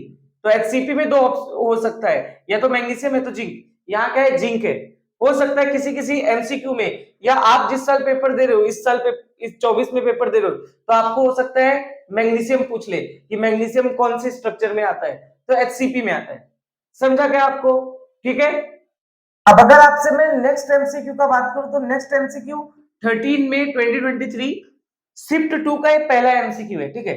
शिफ्ट 2 के इस एमसीक्यू को देखो, बहुत ही अच्छा एमसीक्यू है, अच्छा थ्योरेटिकल सवाल इसने पूछा है। Which of the following statement is not true about polymorphism? मैंने आपको बताया था पॉलीमॉर्फिज्म होता क्या है। पॉलीमॉर्फिज्म मतलब सिंगल स्ट्रक्चर जो 2 या 2 से ज्यादा क्रिस्टलाइन फॉर्म में प्रेजेंट हो, ठीक है। तो पहला वर्ड क्या लिखा है, the existence of a substance in more than one crystalline form, मतलब ये राइट है। हाँ, एक सब्सटेंस जो 2 या 2 से ज्यादा क्रिस्टलाइन स्ट्रक्चर में प्रेजेंट हो उसी को क्या बोलते हैं, पॉलीमॉर्फिक सब्सटेंस। अगला क्या लिखा है, polymorphism occurring in element is called allotropy. बिल्कुल, क्या कार्बन एक सब्सटेंस है, लेकिन क्या कार्बन 3 फॉर्म में एग्जिस्ट करता है, डायमंड, ग्रेफाइट और फ्लेरिन, और क्या ये तीनों उसके एलोट्रोप्स है। तो क्या मैं बोल सकता हूं कि पॉलीमॉर्फिज्म जो एलिमेंट के अंदर होता है उसको क्या बोलते हैं, एलोट्रोपी बोलते हैं। ये भी ट्रू है। अगला स्टेटमेंट क्या लिखा है, polymorphic forms of substance are formed under different condition. जाहिर सी बात है, अगर आप डायमंड उठा लो, ग्रेफाइट उठा लो या फ्लोरीन उठा लो, तीनों अलग अलग कंडीशन में फॉर्म होगा ना। मानता हूं तीनों कार्बन की ही एलोट्रोप है, लेकिन तीनों अलग अलग फॉर्म में वो होगा। तो ये तीनों स्टेटमेंट ट्रू है, मतलब 4 वाला स्टेटमेंट रॉन्ग है और उसमें नॉट ट्रू स्टेटमेंट ही पूछा था, मतलब कि 4th ऑप्शन राइट है। बट फिर भी इस ऑप्शन को एक बार पढ़ते हैं। The crystal shape of polymorphic substance are identical to each other. नहीं, क्रिस्टल शेप भी तो अलग ही होगा ना, ग्रेफाइट का अलग शेप होगा, फ्लोरीन का अलग शेप होगा, फिर डायमंड का अलग शेप होगा। तो मतलब यही वाला स्टेटमेंट रॉन्ग है और रॉन्ग वाला ही इसने पूछा था। तो मतलब ऑप्शन डी ऑप्शन क्या है, राइट है। समझा क्या आपको, ठीक है। अब अगर मैं बात करूं नेक्स्ट क्वेश्चन का, तो 13 में शिफ्ट 2 में बाकी के बचे 2 क्वेश्चन ए है, एक तो डेंसिटी वाला है और एक रेडियस और एज लेंथ का रिलेशन है। तो ये तो होमवर्क है, ए वाला मैं आपको बताने वाला हूँ क्योंकि ये क्वेश्चन में चारों में से कोई भी ऑप्शन करेक्ट नहीं है। मतलब सिटी में क्वेश्चन ऐसा ही आया था जिनमें चारों ऑप्शन करेक्ट नहीं थे, ठीक है। तो ये क्वेश्चन को बोनस मिला था एक्चुअली, ठीक है। इस क्वेश्चन के आंसर पे चारों ऑप्शन करेक्ट नहीं, बट इसको मैं सॉल्व कर देता हूँ। डेंसिटी वाला एक अच्छा क्वेश्चन है, इसलिए मैं इसको आपको बता देता हूँ। क्या बोल रहा है, calculate the volume of unit cell. आपको भी पता है यूनिट सेल का वॉल्यूम क्या होता है, ए का क्यूब होता है, बट उसने डायरेक्ट वॉल्यूम ही पूछा है, ठीक है। If N element having molar मास 180, अगर एलिमेंट का मोलर मास 180 है और वो कौन सा यूनिट सेल फॉर्म कर रहा है, एफसीसी, ठीक है, तो एफसीसी में एन का वैल्यू कितना होता है, 4 होता है, और डेंसिटी इनटू एनए का वैल्यू आपको दिया हुआ है। तो क्या आपको डेंसिटी का फॉर्मूला पता है, N into molar mass divide by volume, उसी को ए का क्यूब बोलते हैं, इंटू एन ए। आपको निकालना क्या है, वॉल्यूम निकालना है, तो volume equal to N into molar mass divide by density इधर आ जाएगा इंटू एन ए। क्या एन का वैल्यू आपको दिया हुआ है, एफसीसी दिया हुआ है ना, तो एन का वैल्यू 4, मोलर मास कितना है 180, divide by density into N A का वैल्यू एक साथ मिला के दिया हुआ है आपको 120 इंटू 10⁻²1। तो 4 से 120 जाएगा तो कितनी बार चटकेगा, 30 बार, और 30 से 180 कितनी बार चटकेगा, ये हो जाएगा 6। तो आफ्टर चटका चटके आंसर क्या आएगा, ऊपर 6 और नीचे 10⁻21, वो ऊपर जाएगा, तो 6 इंटू 10⁻21 आंसर होना चाहिए। बट ऑप्शन में कोई भी ऐसा ऑप्शन दिया नहीं है, 6 यहाँ दिया हुआ है बट ये 10⁻23 है, तो ये क्वेश्चन बोनस हो गया था, ठीक है, इसका आंसर। अब ये वाला तो आपके लिए होमवर्क है, आपको करना है, ठीक है, समझा क्या आपको। अब अगर मैं बात करूं तो 14 में शिफ्ट 1 में टोटली 3 क्वेश्चंस आए थे। इनमें से जो लास्ट वाला क्वेश्चन आप देख रहे हो, ये तो डेंसिटी वाला है, ये तो आपको होमवर्क है, आपको सॉल्व करना है। इसमें भी वॉल्यूम पूछा है, वॉल्यूम वाला एक क्वेश्चन भी मैंने करा दिया है, ठीक है। ये वाला देख लो, व्हाट इज द टोटल, मैंने बोला था ना क्रिस्टल सिस्टम कहीं ना कहीं पूछेगा। What is the total number of crystal system associated with 14 Bravais lattice. तो आपको भी पता है total number of crystal system कितने, 7 है, और total number of Bravais lattice कितने, 7 में 14। समझा क्या, तो ये तो एकदम आसान है, ऑप्शन ए राइट है। चलो ये वाला क्वेश्चन थोड़ा देखते हैं, थोड़ा सा अच्छा क्वेश्चन है, ठीक है। हालांकि ऐसे एक टाइप का एक क्वेश्चन हम पहले कर चुके हैं। इसमें क्या बोल रहा है, in an ionic crystalline solid atoms of element Y forms HCP structure. जो वाई का एलिमेंट है, वाई जो है वो क्या क्या फॉर्म कर रहा है, HCP structure, and the atoms of element X occupy 1/3 of tetrahedral void, what is the formula of compound. मुझे बताओ वाई क्या ऑक्युपाई कर रहा है, एचसीपी का स्ट्रक्चर ऑक्युपाई कर रहा है, एकदम सिंपल है। मुझे बताओ टेट्राहेड्रल वॉइड कितना होता है, मान लीजिए कि वाई एटम्स है, मान लीजिए वाई एटम्स है, तो टेट्राहेड्रल वॉइड क्या होगा, 2 टाइम्स ऑफ वाई हो जाएगा। बट क्या ये पूरा पूरा टेट्राहेड्रल वॉइड ऑक्युपाई कर रहा है, नहीं, खाली 1/3 टेट्राहेड्रल वॉइड ऑक्युपाई कर रहा है। मतलब एक्स एंड वाई का आपको रेशियो बताना है, एक्स एंड वाई का रेशियो बताना है। तो एक्स क्या हो जाएगा, एक्स क्या x 1/3 of tetrahedral void occupy कर रहा है, तो 1/3 इंटू 2y, और ये कितना ऑक्युपाई कर रहा है, ये y के इतना ऑक्युपाई कर रहा है। मतलब इसका रेशियो कुछ इस तरीके से 2/3 times of y is to 1y। मतलब अगर मैं इस 3 को उधर भेज दूं तो 2y इज टू 3y। मतलब x जो है कितना है 2 और y कितना है 3। मतलब कौन सा ऑप्शन राइट होगा, ऑप्शन ए। समझा क्या आपको, देखो y जो है वो क्या, जो आयनिक सॉलिड है उसका y फॉर्म क्या बना रहा है, एचसीपी स्ट्रक्चर, ठीक है। अब आपको x क्या बना रहा है, टेट्राहेड्रल वॉइड, क्या tetrahedral void 2 times of y हो जाएगा, बराबर ना, जो भी y का y में नंबर ऑफ एटम्स है उसका डबल हो जाएगा। लेकिन क्या उसने सिर्फ 1/3 ऑक्युपाई करने को बोला है, तो 1/3 इंटू 2y, x और y का रेशियो निकाल रहे हैं, तो 1/3 इंटू 2y, और y तो y को मैंने मान लिया 1, तो इज टू 1y, तो क्या हो जाएगा 2/3y इज टू 1y, तो क्या हो जाएगा 2y इज टू 3y। मतलब x कितना है 2 और y कितना है 3। मतलब कौन सा ऑप्शन आएगा, ऑप्शन ए। समझा क्या आपको ये अच्छे से रेशियो क्या, और ये वाला क्वेश्चन पूछता है, ठीक है। अब अगर मैं नेक्स्ट फेज की बात करूं 14 में शिफ्ट 2, ये लास्ट फेज है, पीसीएम सेक्शन का ये लास्ट फेज है। तो इसमें भी टोटल 3 क्वेश्चंस आया था, 2 क्वेश्चन तो वही सेम, आपको कितनी बार बताओ, एक डेंसिटी का और एक रेडियस और एज लेंथ का रिलेशन, ये दोनों तो होमवर्क है। और सेम जो इलेक्ट्रिकल प्रॉपर्टी ऑफ सॉलिड है उससे दूसरा क्वेश्चन आया हुआ है जो कि सेमीकंडक्टर से, which from following combination is an example for construction of N type semiconductor. अगर आपने मेरा थियरी लेक्चर देखा होगा तो उसमें मैंने बताया था एन टाइप सेमीकंडक्टर में हम लोग 14 ग्रुप एलिमेंट के साथ किसका डोपिंग करते हैं? 15 ग्रुप एलिमेंट का। ठीक है, अब आप देखो, आप ध्यान से देखोगे सब में सिलिकॉन है, सब में 14 ग्रुप एलिमेंट तो वही, ये दोनों जो दूसरा एटम है वो 15 ग्रुप का किसमें है, वही ऑप्शन राइट होगा। इसमें बोरोन है, नहीं ये नहीं हो सकता, ये तो 13 ग्रुप हो गया, अपने को 15 ग्रुप का चाहिए। गैलियम, ये भी 13 ग्रुप का हो गया। एसाइड डोप्ड विथ फास्फोरस, हाँ ये वाला ऑप्शन राइट है, ऑप्शन बी। क्यों? क्योंकि फास्फोरस जो है वो 15 ग्रुप का है। एसाइड डोप्ड विथ इंडियम, ये भी 13 ग्रुप का है। ठीक है, तो एन टाइप के कंस्ट्रक्शन के लिए क्या चाहिए अपने को? 14 प्लस 15, तो कौन सा था? Option B. अगर इसी तरह आपसे पी टाइप के कंस्ट्रक्शन के लिए पूछता ना, तो 14 प्लस 13 ग्रुप एलिमेंट, एकदम सिंपल था। अगर वो एमसीक्यू था तो भी आप कर लेते, और ये दो तो होमवर्क है। तो ये मैंने आपको पूरा पूरा पीसीएम सेक्शन का एमसीक्यू करा दिया है। अब हम लोग स्टार्ट करेंगे पीसीबी सेक्शंस के एमसीक्यू।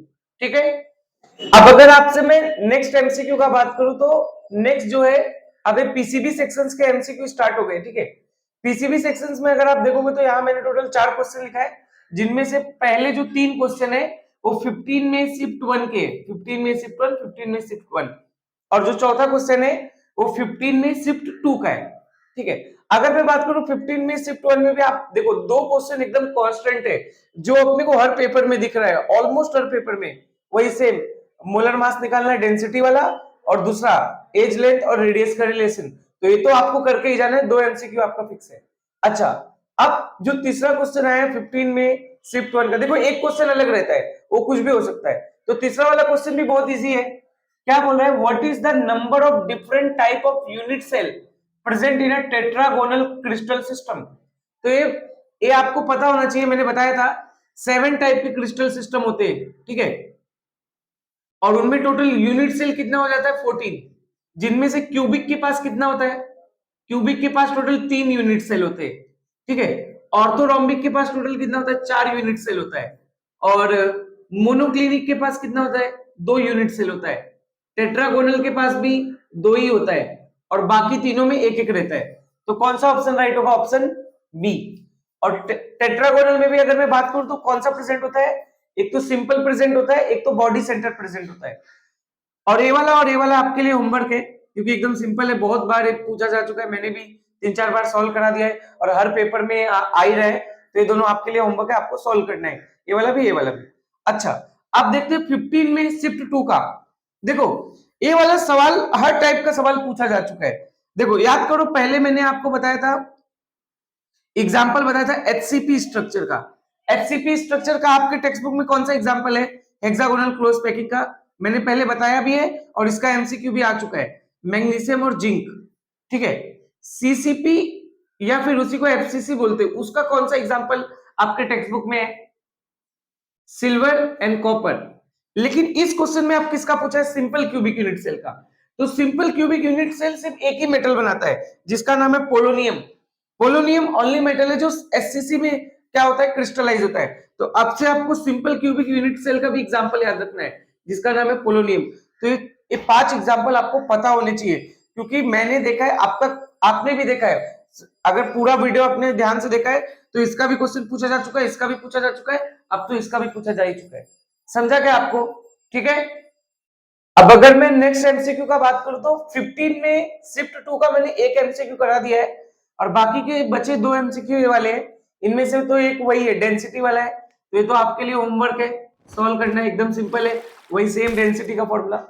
दूसरा, डिफेक्ट से आई थिंक ये पहला क्वेश्चन है। ठीक है, बट डिफेक्ट से भी सवाल आते हैं, ये बात फिक्स है। मोस्टली डिफेक्ट से एग्जाम्पल ही पूछता है। अगर आपने मेरा थ्योरी लेक्चर देखा होगा तो उसमें मैंने आपको बोला था कि डिफेक्ट से एग्जाम्पल बहुत पूछता है, और लगभग 15 मिनट मैंने डिफेक्ट अच्छे से सारे डिफेक्ट पढ़ाया है आपको। तो प्लीज अगर आपने नहीं देखा है तो लेक्चर आप देख लेना। ठीक है, क्या बोल रहा है? Identify the compounds having Frenkel defect.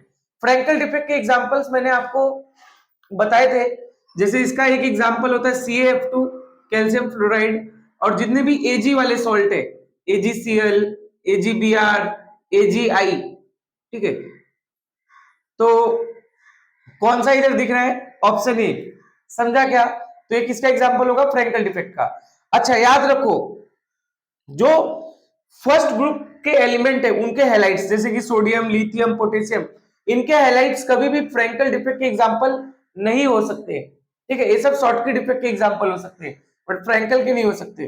तो उस तरीके से भी अगर आप सोचोगे तो तीनों एलिमिनेट हो जाएगा। क्या बचेगा? कैल्शियम फ्लोराइड ही बचेगा, ठीक है। तो ये 4 एग्जांपल आप याद रखो। नेक्स्ट क्वेश्चन जो है वो है सिस्टीन में शिफ्ट 1 का। सिस्टीन में शिफ्ट 1 का एक क्वेश्चन देखो, ये भी एकदम सिंपल क्वेश्चन है, डेंसिटी वाला ही है। Density equal to number of atoms into molar mass divide by volume, ये उसी को बोलते हैं ए क्यूब इनटू Na। आपको ए क्यूब इनटू Na का वैल्यू दिया हुआ है, इधर देखो डेंसिटी का वैल्यू दिया हुआ है, मोलर मास दिया हुआ है, नंबर ऑफ एटम निकालना है। एकदम सिंपल सवाल है, तो ये भी आपके लिए क्या रहेगा? होमवर्क रहेगा। समझा क्या आपको? ठीक है। अब अगर मैं आपसे नेक्स्ट दो एमसीक्यू का बात करूं सिस्टीन में शिफ्ट 1 का, एक तो हमने देख लिया, बाकी दो की बात करूं तो देखो ये जो एज लेंथ, एज का और ये बॉन्ड का जो रिलेशन है, ये हमारे टेक्स्ट बुक में अब तो नहीं है, महाराष्ट्र के गवर्नमेंट टेक्स्ट बुक में नहीं है, बट पिछली बार पिछले टेक्स्ट बुक में था। तो इससे सिर्फ एक ही क्वेश्चन पूछा है 2023 में सीटी में। हालांकि ये मैंने जो सॉलिड स्टेट का जो मैंने लेक्चर 1 डाला 70 मिनट का, उसमें मैंने आपको सारे का ये रिलेशन भी बताया है, मैंने आपको एज का भी और एंगल का भी, ठीक है। हालांकि एकदम सिंपल वाला इसने पूछा है तो कोई दिक्कत नहीं है। क्या बोल रहा है? इफ एबीसी आर एजेस है and alpha beta and gamma are bond angles between them, उनके बीच में बॉन्ड एंगल है। Identify the correct combination for BCC unit cell. BCC unit cell का मतलब क्या होता है? Body centred cubic unit cell. तो इसने मतलब बेसिकली किसके लिए पूछा है? क्यूबिक क्रिस्टल सिस्टम के लिए पूछा है। और क्यूबिक क्रिस्टल सिस्टम के लिए क्या होता है? तीनों एजेस भी इक्वल होती है और तीनों एंगल भी इक्वल होते हैं और वो तीनों एंगल 90 डिग्री के बराबर होते हैं। तो इसने एकदम सिंपल वाला पूछा है, देखा जाए तो कौन सा ऑप्शन राइट होगा? Option A. समझा क्या? देखो ऐसा एक क्वेश्चन पहले भी पूछा था, बट फिर भी मैं एक बार और बता दे रहा हूं, क्योंकि वाला क्वेश्चन मैं देख रहा हूं ऑकेजनली ये भी पूछ ही रहे। क्या बोल रहे हैं? What is the number of octahedral and tetrahedral void. Octahedral and tetrahedral void का आपको नंबर बताना है इन 0.5 mole of compound respectively if it form HCP structure. ये सब मत देखो एचसीपी एचसीपी, यहां आप मेन देखो कितना दिया है, एटम कितना मोल दिया है? 0.5 मोल। मुझे बताओ 0.5 मोल में नंबर ऑफ एटम कितने हो जाएंगे? 0.5 इंटू 6.022 इंटू 10⁻23। आप तो इतना मत सोचो, सिर्फ 6 मान के चलोगे तो कितना आ जाएगा? 3 इंटू 10⁻23, ठीक है। अब ऑक्टाहेड्रल वॉइड कितना होता है? जितना नंबर ऑफ एटम होता है उतने के बराबर होता है, जबकि टेट्राहेड्रल वॉइड कितना होता है? नंबर ऑफ एटम का डबल। मुझे बताओ क्या सबसे पहले ऑक्टाहेड्रल लिखा है? मुझे बताओ टोटल नंबर ऑफ एटम कितना है? 3 इंटू 10⁻23। तो ऑक्टाहेड्रल वॉइड भी कितना होगा? 3 इंटू 10⁻23। देखो ऑप्शन ए में ही दिख रहा है। और टेट्राहेड्रल कितना होगा? डबल होगा इसका, तो 6 इंटू 10⁻23। ये देखो 3 इंटू 10⁻23 एंड 6 इंटू 10⁻23, मतलब कि ऑप्शन ए क्या होगा? राइट होगा। समझा क्या आपको? ठीक है। अब अगर आपसे मैं नेक्स्ट एमसीक्यू का बात करूं तो देखो सिस्टीन में शिफ्ट 2 के, ये तीनों मैंने एमसीक्यू लिख दिया सिस्टीन में शिफ्ट 2 का। देखो सिस्टीन में शिफ्ट 2 में भी डिफेक्ट से सवाल आया था। इसमें क्या बोल रहा है? Identify the defect when a small amount of SrCl2 is added to NaCl during crystallisation. अगर आपको याद हो डिफेक्ट का थ्योरी लेक्चर, तो मैंने बताया था 2 Na+ की जगह एक Sr+2 आ जाता है, ठीक है। और ए एक टाइप का इंप्योरिटी डिफेक्ट है। क्यों? क्योंकि ज्यादा तो Na+ है, होस्ट एटम तो Na+ है, बाहर से थोड़ा सा Sr+2 आ गया, ठीक है। SrCl2 को तोड़ोगे तो क्या बनेगा? Sr+2। तो इसीलिए इसको क्या बोलते हैं? इंप्योरिटी डिफेक्ट बोलते हैं, ठीक है। अब इंप्योरिटी डिफेक्ट भी दो टाइप का होता है, एक सब्स्टिट्यूशनल एक इंटरस्टिशियल। क्या इसने Na+ को सब्स्टिट्यूट किया है, 2 Na+ को, इसीलिए इसको बोलते हैं सब्स्टिट्यूशनल इंप्योरिटी डिफेक्ट का एग्जांपल। मतलब कि ऑप्शन ए क्या होगा? राइट होगा। समझा क्या? तो SrCl2 इन NaCl ये किसका एग्जांपल होता है? सब्स्टिट्यूशनल इंप्योरिटी डिफेक्ट का। आपको याद रखना है, एक बार प्लीज डिफेक्ट देख लेना आप, ठीक है। अच्छा अगला देखो, दो क्वेश्चन वो सेम ही है। पहला क्वेश्चन वही एज लेंथ और रेडियस का रिलेशन, यहाँ एफसीसी में पूछा है। तो क्या रिलेशन है? R = √2a/4, ठीक है। आपको इधर रेडियस दिया हुआ है, ए निकालना है, एज लेंथ, ठीक है। उसके बाद क्या? वही डेंसिटी वाला फॉर्मूला, क्या निकालना है? इधर नंबर ऑफ एटम्स निकालना है। डेंसिटी का फॉर्मूला तो आपको पता ही है, density equal to number of atoms into molar mass divide by volume, जिसको ए क्यूब बोलते हैं, इनटू Na। ये भी आपसे निकल जाएगा। तो ये भी होमवर्क है आपसे और ये भी आपका होमवर्क है। कैलकुलेशन थोड़ा ट्राई करो कि फास्ट करो, बट ये लोग तो कैलकुलेशन इजी कर देते, क्यों? क्योंकि ये लोग नंबर ही ऐसा दे रहे हैं, एकदम इजी सा। फिर ये तो हो गया 16 में शिफ्ट 2 के तीनों क्वेश्चंस। अब बात करते हैं 17 में शिफ्ट 1 का पहला क्वेश्चन। 17 में शिफ्ट 1 में एक बहुत ही इजी क्वेश्चन पूछा है, what is the percentage of unoccupied volume in simple cubic unit cell. मुझे बताओ इसने क्या पूछा, ध्यान से देखो, देखो सिली मिस्टेक मत किया करो। इसने पूछा अनऑक्युपाइड, अनऑक्युपाइड मतलब वैकेंट, खाली कितना है। तो मुझे बताओ सिंपल क्यूबिक यूनिट सेल में पैक कितना होता है। पैक का जो अमाउंट होता है सिंपल क्यूबिक यूनिट में वो होता है 52.36%। ये पैक्ड होता है, ठीक है। अगर ये नहीं दिया है तो आप 52.4% टिक करोगे, ये इसका पैकिंग इफिशिएंसी होता है, ठीक है। तो अगर पैकिंग इफिशिएंसी इतना है तो खाली कितना होगा, 47.64%। और क्या है यहाँ अनऑक्युपाइड पूछा है, मतलब कि कौन सा ऑप्शन होगा, ऑप्शन बी। समझा क्या? तो ऑप्शन बी राइट है, ठीक है। कभी कभी हम पढ़ते नहीं है, क्वेश्चन में ध्यान नहीं देते और 52.4% टिक करके चले आते हैं। प्लीज ध्यान दो, थोड़ा सा 10-20 सेकंड ले लो टाइम पढ़ने का, बट पढ़ के अच्छे से फिर ही टिक करो, ठीक है। समझा क्या? अब अगर मैं बात करूं 16 में शिफ्ट 1 का सेकंड और 16 में शिफ्ट 1 का थर्ड क्वेश्चन, तो 16 में शिफ्ट 1 का जो ये सेकंड क्वेश्चन है इसमें इस बार एज लेंथ पूछा है, तो इसलिए एक बार मैं ये वाला बता देता हूं। फॉर्मूला तो वही है, डेंसिटी वाला ही। तो क्या होता है डेंसिटी का formula, number of atom into molar mass divide by A का क्यूब, जिसको हम लोग वॉल्यूम बोलते हैं, ए का क्यूब इनटू Na, ठीक है। तो आपको ये फॉर्मूला हो गया। अब आपको इसको सॉल्व करना है। क्रिस्टलाइज किस में हो रहा है, बीसीसी स्ट्रक्चर में होता है, हो रहा है। तो नंबर ऑफ एटम कितने होंगे, 2, और डेंसिटी कितना दिया, 6.2। बट डेंसिटी को मैं इधर लेके जा रहा हूं, ठीक है, और ए क्यूब को इधर लेके आ रहा हूं, तो डेंसिटी कितना दिया, 6.2, ठीक है। What is the edge length of unit cell if atomic mass is 93, और एटॉमिक मास 93 दिया है, और Na का वैल्यू आपको पता होना चाहिए, 6.022 क्यों रखना है, 6 रखो ना डायरेक्ट, 6 × 10⁻23, ठीक है। तो ये आपको सॉल्व करना है, बहुत ही इजी है सॉल्व करना, इतना कठिन नहीं है। देखो ये मैं इसको क्या कर रहा हूँ, 6.2 को 62 कर रहा हूँ और एक 10 यहां से कम कर दे रहा हूँ, तो 10⁻22 हो गया। अब ये 93 है, 62 है, दोनों 31 के टेबल में आता है। 93 और 62 में ये चटकेगा तो 3 आएगा 31 से, और ये चटकेगा तो 2 आएगा। फिर इस 2 से ये 2 चटक गया, ठीक है। अब बचा क्या, 3/6। 3/6 में भी क्या बचेगा, 2, मतलब 1/2 इंटू 10⁻22 बचा, ठीक है। 1/2 को क्या लिख सकते हो, 0.5 इंटू 10⁻22, ठीक है। और इसको क्या लिख सकता हूं मैं, इसको क्या ऐसा लिख सकता हूं, 5 इंटू 10⁻23, या फिर 50 इंटू 10⁻24, ठीक है। इतना समझा क्या, लेकिन हाँ ए माइनस में बढ़ेगा ना, और ये भी माइनस में, क्यों? क्योंकि 10⁻22 ऊपर गया तो 10⁻22, और ये भी 10⁻22, और आपने 2 डिजिट आगे बढ़ाया, 50 2 डिजिट आगे बढ़ाया तो 10⁻24, तो ए क्यूब की वैल्यू क्या आ गई, 50 इंटू 10⁻24। बट क्या मुझे ए क्यूब चाहिए या ए चाहिए, एज लेंथ पूछा है ना, तो edge length equal to cube root of 50 into 10⁻24।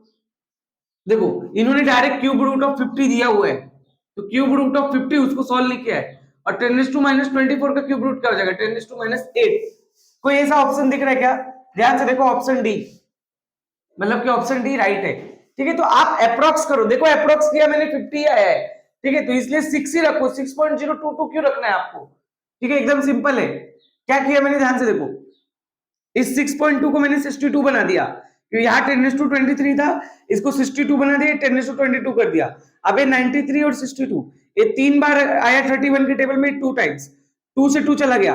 अब ये 3 से 6 काटे तो 2 बचा, तो 1/2, और 10⁻22 ऊपर गया, 10⁻22, एकदम सिंपल हो गया आपके लिए कैलकुलेशन।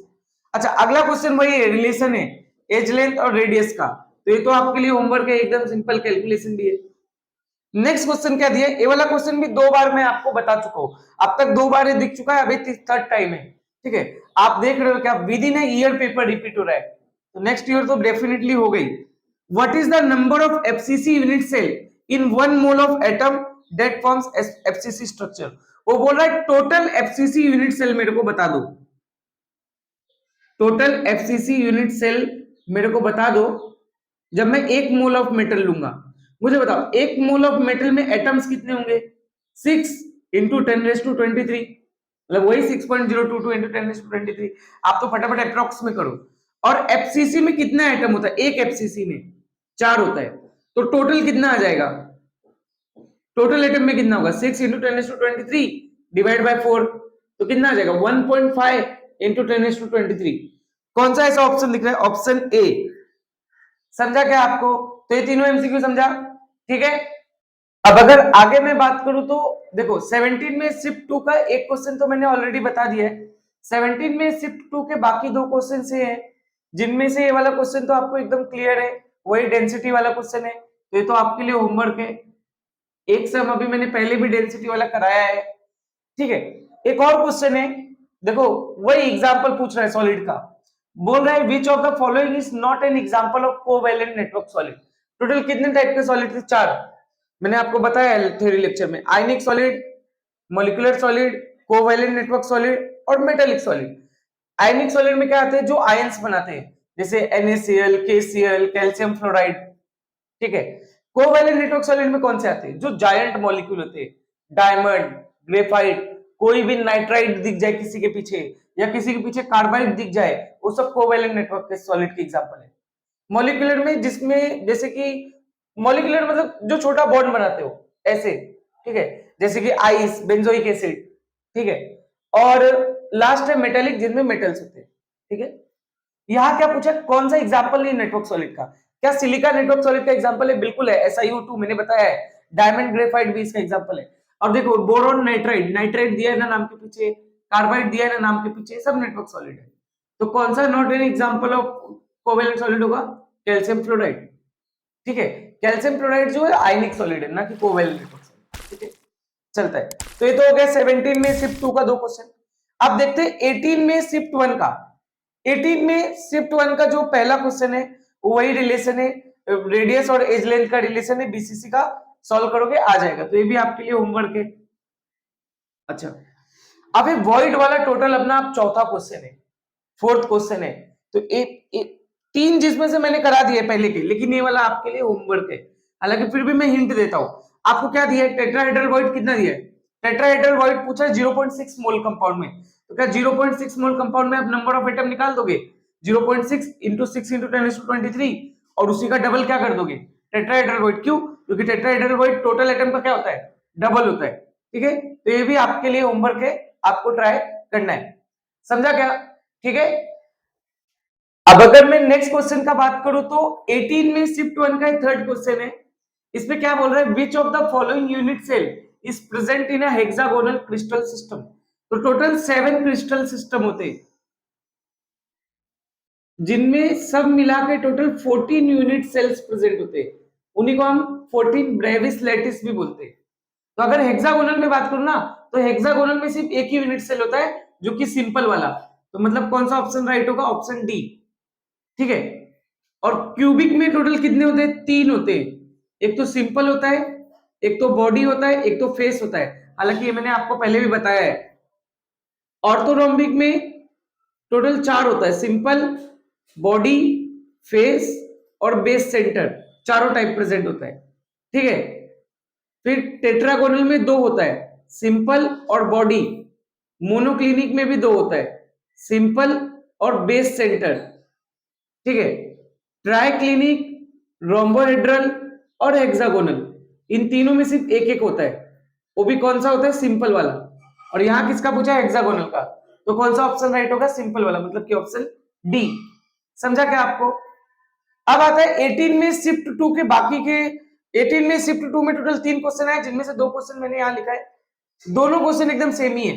पहले क्वेश्चन में क्या पूछा है? एज लेंथ और रेडियस का रिलेशन वाला सवाल है, एकदम सिंपल एमसीक्यू है, ये आपके लिए होमवर्क है। आर इक्वल टू क्या होता है एफसीसी में? √2a/4 आ जाएगा आपको।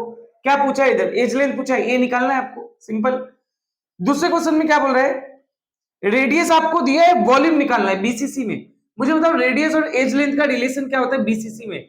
आर इक्वल टू √3a/4, ठीक है। तो क्या इधर से रेडियस दिया हुआ है, तो क्या निकल जाएगा? ए निकल जाएगा। और अगर ए निकल गया तो वॉल्यूम क्या होता है? ए का क्यूब। मतलब ए भी क्वेश्चन एकदम इसी जैसा है, ठीक है। तो ये भी क्वेश्चन आपको सॉल्व करना है, ठीक है। कैलकुलेशन आपको थोड़ा फटाफट रखना है, स्पीड रखना है, क्यों? क्योंकि आपको मुश्किल से 52 सेकेंड का समय होता है एक एमसीक्यू करने का, ठीक है। तो ये भी आपके लिए होमवर्क है, आप ट्राई करोगे, ठीक है। समझा क्या आपको?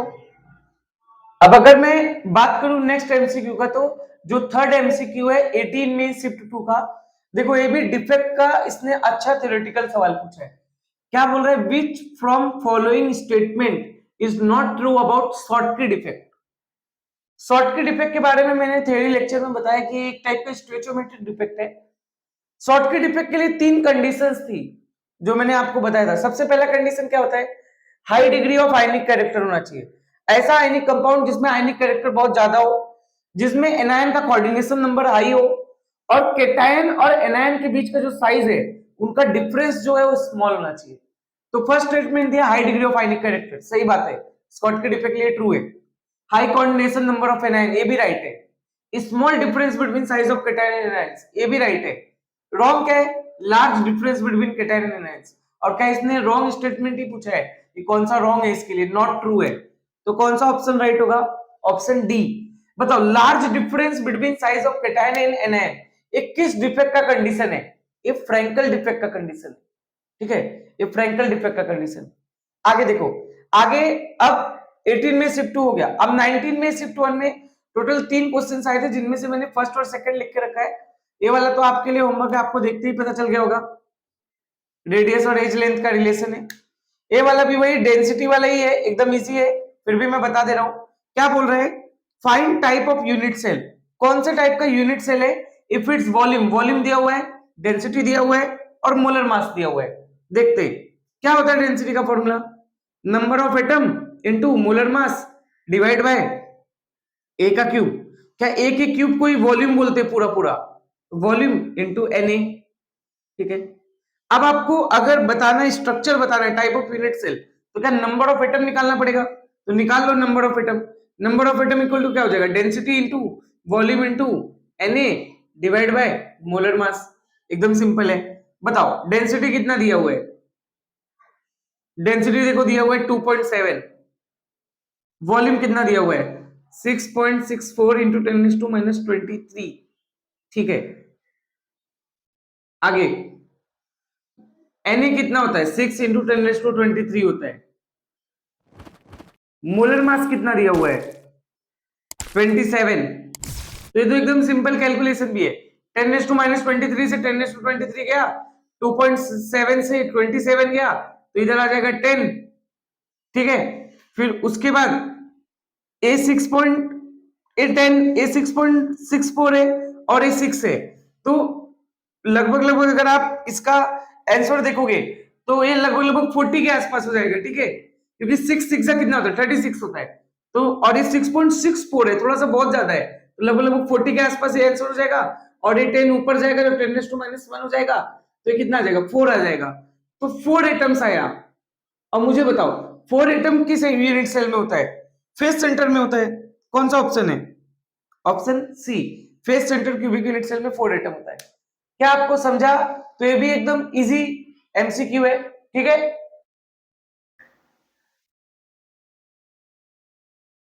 अब अगर आपसे मैं नेक्स्ट क्वेश्चन की बात करूं, तो नेक्स्ट क्वेश्चन जो है 19 में शिफ्ट 1 का एक थर्ड वाला क्वेश्चन है, 2 ऑलरेडी करा दिया है मैंने। क्या बोल रहे हैं? विच of the following statement is not true about metallic solid. पहले लिखा है it is a crystalline solid, जाहिर सी बात है, चारों टाइप, चाहे वो कोवेलेंट नेटवर्क हो या मॉलिक्यूलर हो या आयोनिक हो या मेटेलिक सॉलिड हो, सब क्रिस्टलाइन सॉलिड के ही टाइप है, तो ये तो राइट है। उसने नॉट ट्रू पूछा है। It constituent particles are held together by covalent bond, यही रॉन्ग है, क्योंकि मेटेलिक सॉलिड में मेटेलिक बॉन्ड होता है, और उसने नॉट ट्रू स्टेटमेंट बोला है, मतलब कि ऑप्शन बी राइट है। ऑप्शन सी और ऑप्शन डी देख लेते हैं कि राइट है कि नहीं। It is a malleable and ductile, जाहिर सी बात है, मेटल है तो मेलेबल एंड डक्टाइल होगा। It is a good conductor of heat and electricity, बिल्कुल, मेटल हीट और इलेक्ट्रिसिटी दोनों का ही गुड कंडक्टर होता है, ठीक है, तो इसमें ऑप्शन बी राइट है। अब आते हैं 19 में शिफ्ट 2 में टोटल 3 क्वेश्चंस आए थे, मैंने तीनों लिख के रखा है, एकदम छोटे छोटे क्वेश्चन है, ये फर्स्ट, ये सेकंड और ये थर्ड, ठीक है। जो पहला क्वेश्चन है आप देख सकते हो एकदम इजी सा है, डेंसिटी वाला क्वेश्चन है, ये आपके लिए होमवर्क है। अभी इसके पहले भी मैंने डेंसिटी वाला क्वेश्चन सॉल्व किया था। ठीक है, दूसरा क्वेश्चन क्या पूछ रहे हैं, identify the compound exhibiting substitutional impurity defect. ठीक है, इस क्वेश्चन को बहुत से बच्चे गलत करते हैं। क्यों? क्योंकि पहला ऑप्शन दिया है सोडियम क्लोराइड, आप आधा अधूरा ज्ञान लेके जाते हो और सोडियम क्लोराइड टिक कर देते हो और आपको लगता है सर मैंने राइट किया है। नहीं नहीं, आपने रॉन्ग किया है। जब सोडियम क्लोराइड में SrCl2 डालेंगे, SrCl2 इन NaCl, तो उसको बोलते हैं सब्स्टिट्यूशनल इंप्योरिटी डिफेक्ट का एग्जांपल। यहां सिर्फ NaCl दिया हुआ है सोडियम क्लोराइड, तो ये रॉन्ग है। ठीक है, सेकंड ऑप्शन है जिंक सल्फाइड, ये भी रॉन्ग है। फोर्थ ऑप्शन है सिल्वर ब्रोमाइड, ये भी रॉन्ग है। थर्ड ऑप्शन है ब्रास, ये राइट है, क्योंकि ब्रास जो है कॉपर और जिंक से मिलके बना है। कॉपर सबसे ज्यादा होता है और उसमें जिंक की इंप्योरिटी मिलाते हैं, इसलिए उसको बोलते हैं सब्स्टिट्यूशनल इंप्योरिटी डिफेक्ट का एग्जांपल। तो सब्स्टिट्यूशनल इंप्योरिटी डिफेक्ट का टोटल दो एग्जांपल है, याद रखो। एक तो ब्रास जिसमें कॉपर एंड जिंक, और एक तो SrCl2 इन NaCl। समझ गया क्या? ठीक है, तो यहां ऑप्शन सी राइट होगा, न कि NaCl सोडियम क्लोराइड। अच्छा, नेक्स्ट दिया calculate total volume occupied by the atoms in BCC unit cell. ये थोड़ा सा अच्छा क्वेश्चन अभी मेरे को दिखा है थोड़ा, और इसका एज लेंथ आपको दिया हुआ है 4 × 10⁻⁸ सेंटीमीटर। ठीक है, तो इसका फॉर्मूला मैंने बताया था। टोटल वॉल्यूम क्या होता है BCC यूनिट सेल में, आप थ्योरी लेक्चर देखोगे तो मैंने बताया √3πa का cube divide by total volume बोल रहा हूं। सिर्फ वॉल्यूम ऑफ स्फीयर बोलता ना तो V = a का क्यूब होता है। यहां उसने टोटल वॉल्यूम पूछा है BCC का, तो √3πa का क्यूब डिवाइड बाय 8, तो क्या हो जाएगा √3 × 3.14, और a दिया हुआ है क्या? हाँ दिया हुआ है ना, 4 × 10⁻⁸। उसका भी क्या है? क्यूब है। 4 का क्यूब क्या होता है? 64, और 10⁻⁸ का क्यूब क्या होता है? 10⁻24, और इधर 8 दिया हुआ है, तो क्या है, इस 8 से 64 जाएगा तो कितना आ जाएगा? 8 आ जाएगा। फिर उसके बाद 8 × 3 कितना होगा? लगभग 8 × 3.14 25 हो जाएगा। ठीक है, तो क्या हो जाएगा 1.73, और 8 × 3.14 लगभग 25 हो जाएगा। ठीक है, इंटू 10⁻24। ठीक है, फिर 25 को आप 1.73 में करोगे तो आंसर लगभग 43 42 के आसपास आएगा, मतलब 40 से तो ज्यादा ही आएगा। तो 40 से ज्यादा वाला ऑप्शन कौन सा इसमें आपको दिख रहा है? देखो ऑप्शन ए है। 40 के आसपास का भी आप देखोगे तो ऑप्शन ए ही है। बी 50 के ऊपर है, 5 है, ए भी 5 है, ए भी 5 है, तो कितना आ जाएगा? लगभग 42 के आसपास आएगा इंटू 10⁻24। तो इसको ऐसा लिख सकते हैं ना, 4.2 × 10⁻23 सेंटीमीटर। तो कौन सा ऑप्शन होगा? सेंटीमीटर का क्यूब, क्योंकि वॉल्यूम पूछा है, तो कौन सा ऑप्शन होगा? Option A. समझा क्या? आपको अप्रोक्स ही करना है, क्योंकि आप अप्रोक्स करोगे, अप्रोक्स का सिर्फ एक ही आंसर होता है, बाकी सब आंसर दूर दूर होते हैं। समझा क्या? ठीक है, नेक्स्ट अगर अब मैं बात करूं तो 20 में शिफ्ट 1 के मैंने तीनों क्वेश्चंस लिखे हुए, देख लो, एकदम इजी पूछा है। सबसे पहले क्या पूछा है? What is the formula of compound consisting of A and B. A और बी उस कंपाउंड का फॉर्मूला है। Crystallizes in BCC crystal structure, BCC में ये लोग क्रिस्टलाइज है। ठीक है, in this atoms of A are at the corners of a cube. A के एटम्स जो है कॉर्नर पे है। मुझे बताओ टोटल कितने कॉर्नर्स होते हैं? 8 कॉर्नर्स होते हैं, और एक कॉर्नर पे कितना होता है? 1/8 एटम होता है। तो 1/8 × 8 कितना आ जाएगा? 1 आ जाएगा। तो मतलब ए पे कितने एटम है? 1। And atoms of B are at the centre of cube, और बी का एटम का है सेंटर पे, और क्यूब के सेंटर पे पूरा एटम कितना था? पूरा पूरा एक एटम होता है, तो मतलब A1 B1, मतलब कि ए बी आएगा इसका फॉर्मूला। कौन सा ऑप्शन दिख रहा है जिसमें ए बी लिखा हुआ है? Option C. समझा क्या? एकदम इजी क्वेश्चन है।